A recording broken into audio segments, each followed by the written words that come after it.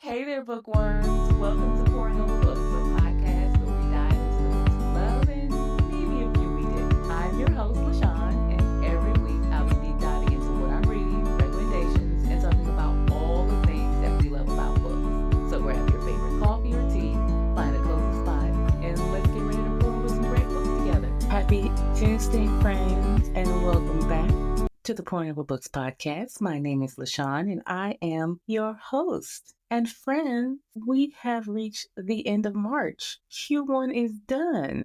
And as always, my first thought is, where does the time go? I've just been okay over here, reading, and more reading, of course, and working, but that's life, right? Well, today's episode, I wanted to talk about some of my favorite genres and give you a few recommendations for each one.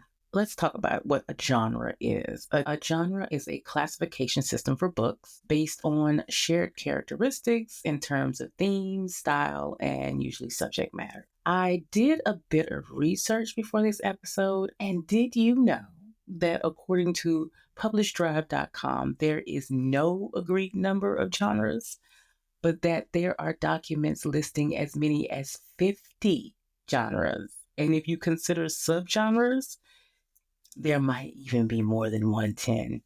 But don't worry, we're not covering all of that today.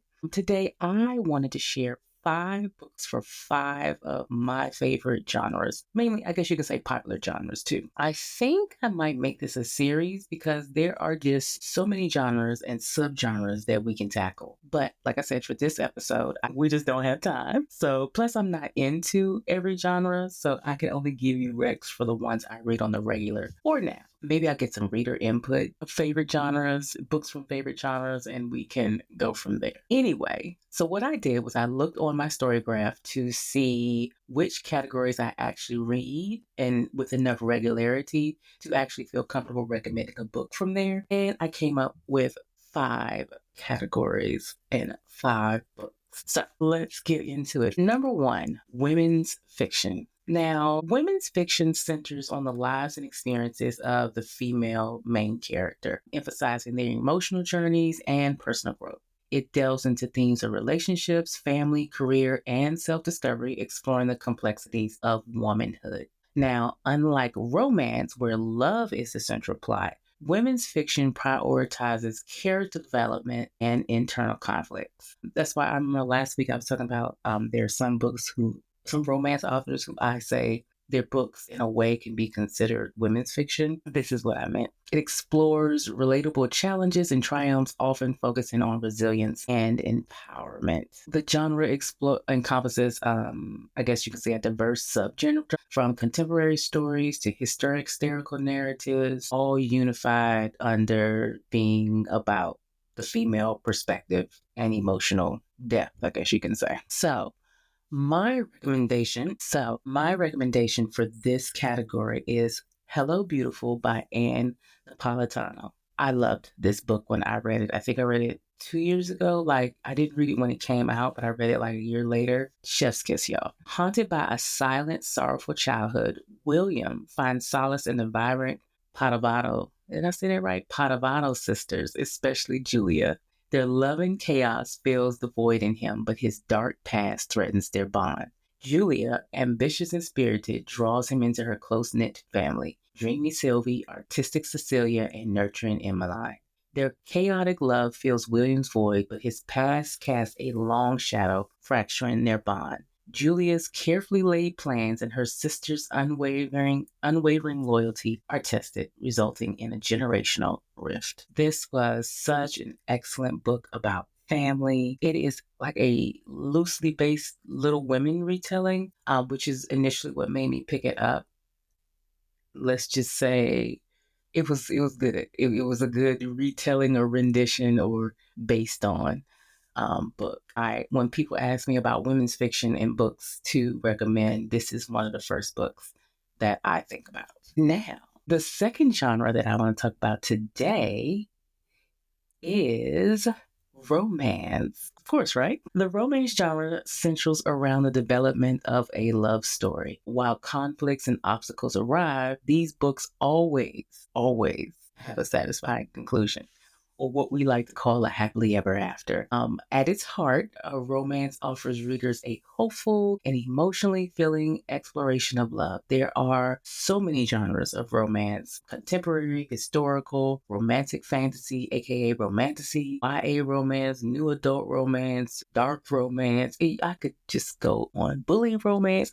I could just go on and on and on. It is so much more than just sex and smut that people are thinking these days. It is really about how love empowers the main character, male or female. My recommendation for this genre is Vision in White by Nora Roberts. I would be remiss if I didn't give you a Nora Roberts book in this category. This is classic romance and the first book in the Bride Quartet series. It's classic. It's a classic romance book, and she is a classic romance writer. She's moved more to romantic suspense now, which is another subgenre. But this is a prime example of her just romance novels, and she was the queen of doing the series before the series were popular. Right around the time the series got popular. Her and a few of my favorite other OG authors. But anyway, let's tell you about this book. Mac, along with her 3 best friends, runs a successful wedding planning business. She's a skilled photographer, but her own family has left her wary of lasting relationships. A collision with Carter McGuire, the bride's brother, disrupts her carefully constructed world. He's stable, safe, and unexpectedly appealing. Initially a casual fling, their connection deepens, challenging Mac's guarded heart. Is one of my favorite series of hers. And now I feel like I need to find it in my own house and read it because I own the whole set and I own the physical copies. So let me go add these to my TBR. All right, the third genre that I want to talk about is the thriller. I love the thriller genre personally. There is suspense, there's tension, there's always some type of high stakes.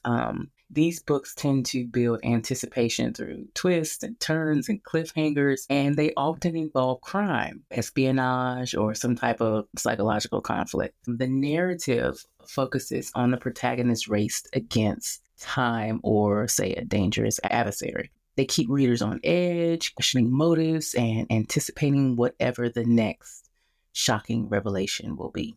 Yeah, I just love these. I don't read them like every month, but every once in a while I will find a good one and can't put it down and usually read them in like one sitting. My recommendation for this category is The First Lie Wins by Ashley Elston. I'm going to read from the description so I don't give anything away because that is key to enjoying this book. But actually the description is what hooks you. The identity comes first. Evie Porter. Once she's given a name and a location by her mysterious boss, Mr. Smith, she learns everything there is to know about the town and the people in it. Then the mark, Ryan Sumner. The last piece of the puzzle is the job. Evie isn't privy to Mr. Smith's real identity, but she knows that this job will be different. Ryan has gotten under her skin, and she's starting to envision a different sort of life for herself. But Evie can't make any mistakes, especially after what happened the last time. Because the one thing she's worked for her entire life to keep clean, the one identity she could always go back to, her real identity, just walked right into this town. Evie Porter must stay one step ahead of her past while making sure there's still a future in front of her. The stakes couldn't be higher, but then Evie has always liked a challenge. I was so entertained by this book. I love to recommend it, and it is on one of my favorite, quick reads, especially in the summertime. If you need something to take with you on spring break, if you need just something real quick to read on a road trip to keep you entertained, this is that book. All right, the fourth genre that I want to chit chat with you about today is fantasy. Y'all know I couldn't leave this one out, but I didn't say romantasy. I said fantasy. Fantasy immerses readers in the world of magic, mythical creatures, and extraordinary events, often detached from our reality. There are usually magic systems, elves, fairies, and epic quests and common elements. The stories usually explore themes of good versus evil, courage, and the power of belief in that everything will work out. I love fantasy. I have loved fantasy since I was a child. I mean, hey, ever since my brother sat me down and made me watch Star Wars, I have been hooked on fantasy.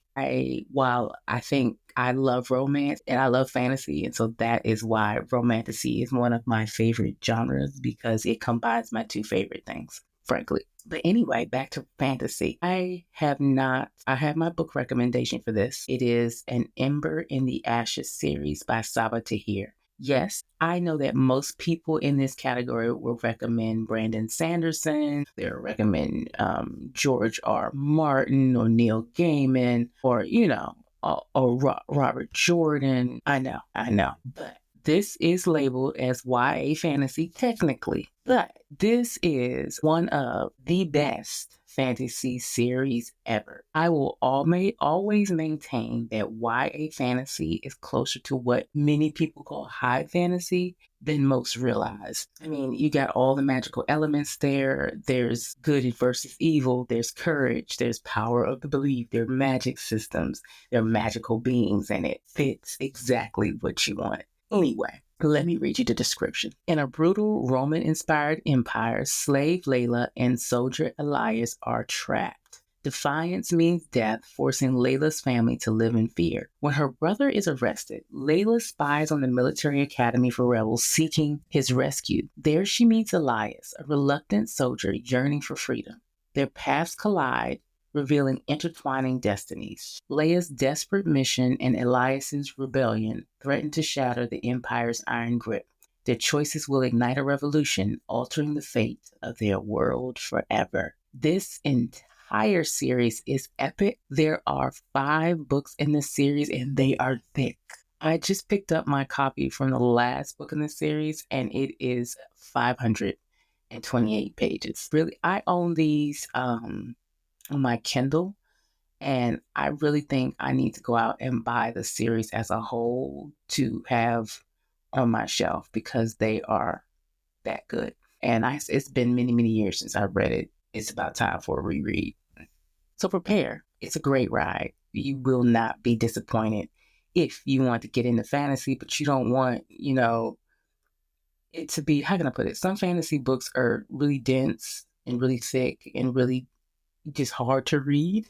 This is not that. So I always recommend this one. And I have some other YA fantasies, but that's another genre or maybe subgenre that we'll get into at another episode. The last genre that I want to talk about is dystopian. Dystopian novels depict bleak, often totalitarian societies where individual freedoms are suppressed. They explore the consequences of oppressive governments, unchecked technology, or environmental collapse. Characters face dehumanization, surveillance, and a struggle for survival. The narratives often serve as a cautionary tale, highlighting societal flaws and the dangers of unchecked power. They often feature main characters who rebel against the established order, you might say, seeking hope and change. Dystopian worlds are usually characterized by control, conformity, and the erosion of human rights, creating a sense of unease and highlighting the fragility of societal structures. This is one of my favorite genres also, which is why it's on the list. It can be hard to read. They can be scary to read because the authors are often like, you're like, did they look in a crystal ball? Like, are they seers? How do they know these things? And sometimes it seems so fantastical. You're like, oh, that couldn't possibly happen. Oh, this is crazy. But there's always that little bit of truth in there that makes you be like, could it? Anyway, my book recommendation for this category. While many are familiar with books like The Hunger Games, Handmaid's Tale, and of course, one of my favorites, Parable of the Sower, for this time in our history, I'm going to recommend 1984 by George Orwell. Now, when it was written 75 years ago, I think. Yeah, 75 years ago. Written 75 years ago, 1984 was George Orwell's dystopian version of a government that will do anything to control the story, the narrative, you might want to say. Winston Smith toes the party line, rewriting history to satisfy the demands of the Ministry of Truth. With each lie he writes, Winston grows to hate the party that seeks power for its own sake and persecute those who dare to commit what they call thought crimes. But as he starts to think for himself, Winston can't escape the fact that Big Brother is always watching. There is a quote from this book that comes to mind. It says, "The party told you to reject the evidence of your eyes and ears. It was their final, most essential command." Chilling, right? Don't ever let anyone tell you that reading isn't political. And that's all I'm going to say about that. So I hope that you heard a book today that sparks your interest. I checked the show notes for all of the books I mentioned today, or you can head over to the Point Over Books blog where they are also listed there, along with this week's episode and other episodes too that you can check out. Now, let's talk about what I'm currently reading, friends. And the answer is several things. Oh my God, I need to be stopped. I cannot stop starting books even when I am like 50, 75% about 4 others. I swear, I'm getting on my own nerves. I'm literally over the 50% mark in every book that I'm currently reading. And I really just need to sit down and read all of them instead of starting new books. I sometimes want to beat myself up. But like I said, I'm getting on my own nerves. But all I say is that I am searching for the book, The Baddest Bitch in the Room by Sophia Chang. Let me tell you what it's about before I go on.